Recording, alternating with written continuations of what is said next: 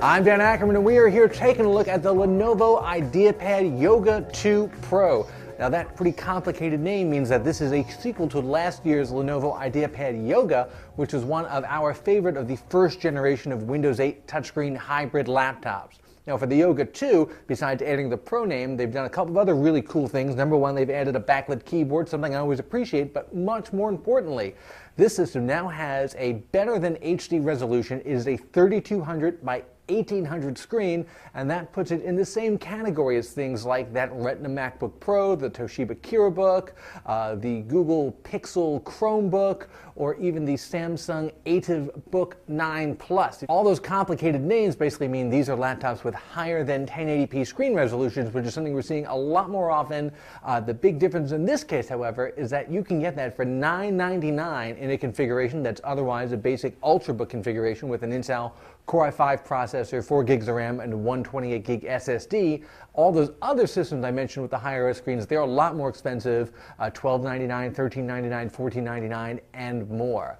Now, why would you want a higher resolution screen? Well, if you go into a web browser or anything with text, you can see you can zoom in super tight on the text, and it looks really amazing. If you do a lot of reading, especially in tablet mode, you're going to appreciate that. And if you go back to the traditional desktop mode, you'll see that this is kind of where it doesn't scale maybe as well as it does in the Windows 8 tile screen or on OS X. Everything is kind of small over here, and if you launch something like Photoshop, you can see the icons here are super tiny, so you're going to have to work your way around that. But it's still a nice piece of future-proofing to have this new generation of super high-res screens that we're going to see popping up more and more often.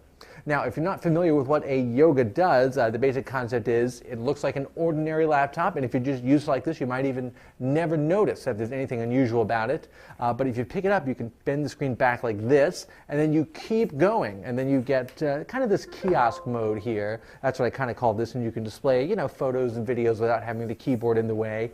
If you wanted to, you could tilt it up like a stand like this. I'm not sure how super useful that is, but then you keep going, and then you have a tablet. So it folds down into a slate. On the back, you still have the keyboard and touchpad, but they're deactivated in this Mac mode, so it's a little awkward to have it against your fingers, but it's not really a deal breaker. And still a fairly thin, fairly light, fairly powerful tablet that works just as well as any other Windows 8 tablet, which is to say, it's not quite an iPad, but for a tablet OS, it's pretty darn good.